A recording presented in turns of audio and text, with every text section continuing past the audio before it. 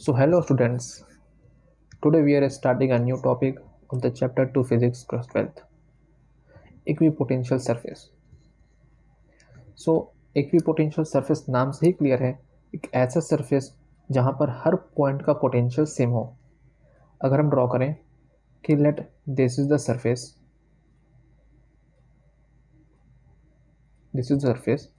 And here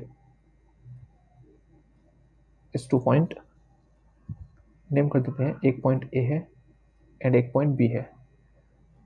so अगर हम define कर रहे हैं कि this surface is equipotential surface, इसका मतलब ये होता है कि वहाँ जितने भी पॉइंट्स होंगे, चाहे 3 पॉइंट हो, चाहे 4 पॉइंट हो, चाहे इन्फिनाइट पॉइंट हो, सभी पॉइंट का पोटेंशियल इक्वल होगा, ये सभी पॉइंट का पोटेंशियल सेम होगा। सो ऐसे सरफेस को हम डिफाइन करेंगे इक्विपोटेंशियल सरफेस से। So an equipotential surface is that at every point of which electric potential is same. Now we know that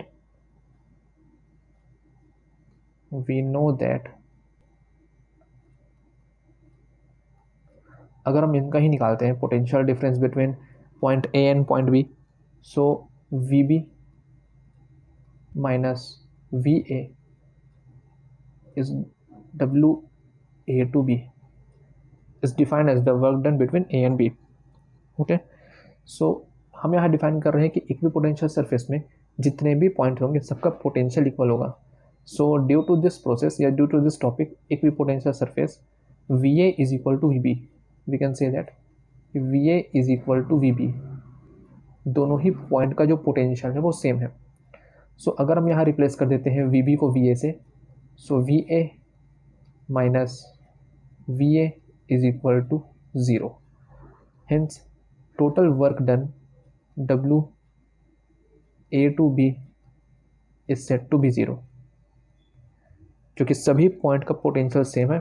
सो यहाँ पर जो टोटल डिफरेंस आएगा पोटेंशियल का दो पॉइंट के बीच में, वो इक्वल टू ज़ीरो होगा।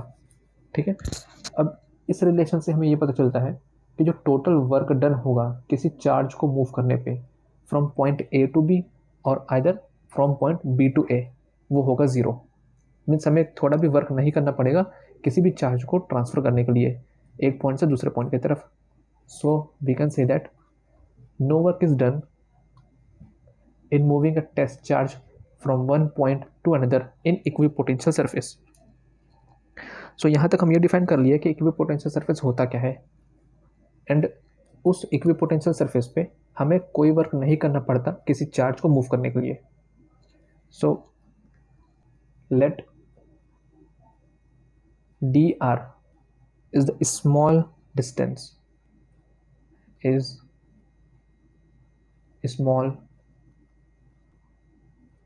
distance, dr is the small distance, then we can say that dw, small amount of work done, is equal to electric field into distance.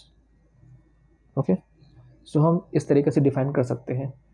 And अगर dot को हटाते हैं तो यहाँ पर आ जाएगा E D R cos theta, but we know that कि डी डब्ल्यू जो होता है वो ज़ीरो होगा in case of equipotential surface. So we can say that ki E into dr cos theta is equal to 0.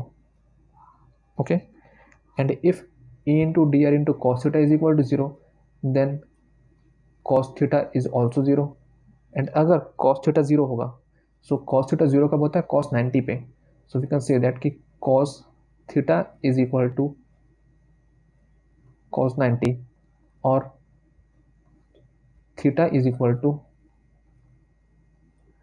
90, means जो angle होगा electric field और उस सरफेस के या उस डिस्टेंस के, वो हो जाएगा 90 degree. So we can also say that कि for any charge configuration equipotential surface through a point is normal to the electric field at that point. For any charge configuration, equipotential surface through a point is normal to the electric field at that point. Okay, so equipotential surface किसी भी point का normal होगा या perpendicular होगा electric field at that point, उस point पे जो भी इलेक्ट्रिक फील्ड फ्लो कर रहा होगा उस पर उसके परपेंडिकुलर होगा या फिर नॉर्मल होगा। ठीक है, So this is the topic equipotential surface.